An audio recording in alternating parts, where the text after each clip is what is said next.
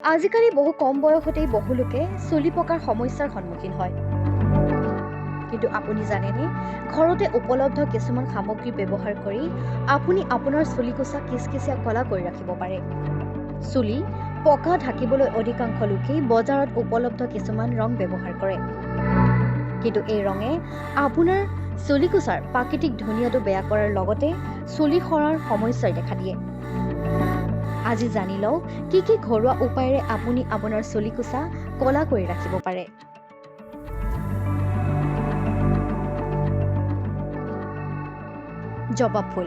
জবা ফুল চুলিৰ বাবে অতি উপকাৰী। জবা ফুলে চুলি গজাত সহায় কৰাৰ লগতে চুলি সৰাৰ সমস্যাও হ্ৰাস কৰিবলৈ ব্যৱহাৰ কৰা হয়। ইয়াৰ বাবে আপুনি কেইটামান জবা ফুল ৰাতি পানীত তিয়াই থব। পিছদিনা ৰাতিপুৱা এই পানীৰে চুলি ধুব আৰু ইয়াক জেতুকা পাতৰ সৈতে মিহলি কৰিও আপুনি চুলিত প্ৰয়োগ কৰিব পাৰে। এনেদৰে কৰিলে আপোনাৰ চুলিকোছা কলা হৈ থাকিব।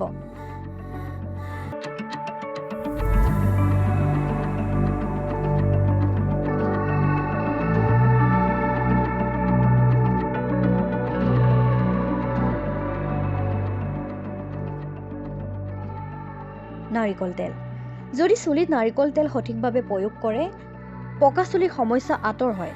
যদি আপোনাৰ চুলিখিনি বগা হৈ আৱৰি থাকে, তেন্তে এটা বাটিত নাৰিকল তেল লওক আৰু ইয়াত নেমুৰ ৰস মিহলি কৰক। এই মিশ্ৰণটো চুলিত প্ৰয়োগ কৰাৰ আগতে পাতলকৈ গৰম কৰি ইয়াক গুৰিৰ পৰা ভালকৈ চুলিখিনিত প্ৰয়োগ কৰক আৰু এনেদৰে 1 বা 2 ঘণ্টা ৰাখি তাৰ পিছত আপোনাৰ চুলিকোছা ধুই দিয়ক। এনে কৰিলে স্বাভাৱিকতে চুলি কলা হৈ থাকে।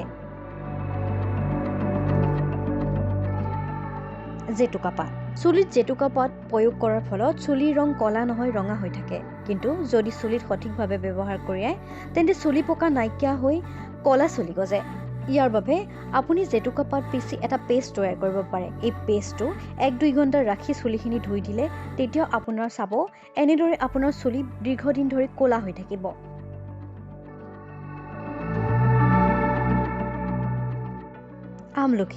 আমলখিৰ ৰস আৰু নাৰিকল তেল মিহলি কৰি পেষ্ট এটা বনাওক। এই পেষ্টটো চুলিত ভালকৈ লগাওক আৰু 1 ঘণ্টা সময় ৰাখি ধুই দিয়ক। সপ্তাহত এই মাস্কটো এবাৰ ব্যৱহাৰ কৰিলে চাব আপোনাৰ চুলিখিনি কিচকিচিয়া কলা হৈ থকাৰ লগতে আপোনাৰ চুলি সৰাৰ সমস্যাও দূৰ হ'ব। জেতুকা পাত। চুলিত জেতুকা পাত প্ৰয়োগ কৰাৰ ফলত চুলিৰ ৰং কলা নহয়, ৰঙা হৈ থাকে। কিন্তু যদি চুলিত সঠিকভাৱে ব্যৱহাৰ কৰে, তেন্তে চুলি পকা নাইকিয়া হৈ কলা চুলি গজে। ইয়াৰ বাবে আপুনি জেতুকা পাত পিচি এটা পেষ্ট তৈয়াৰ কৰিব পাৰে। এই পেষ্টটো 1-2 ঘণ্টা ৰাখি চুলিখিনি ধুই দিলে তেতিয়া আপোনাৰ চাব এনেদৰে আপোনাৰ চুলি দীৰ্ঘদিন ধৰি কলা হৈ থাকিব।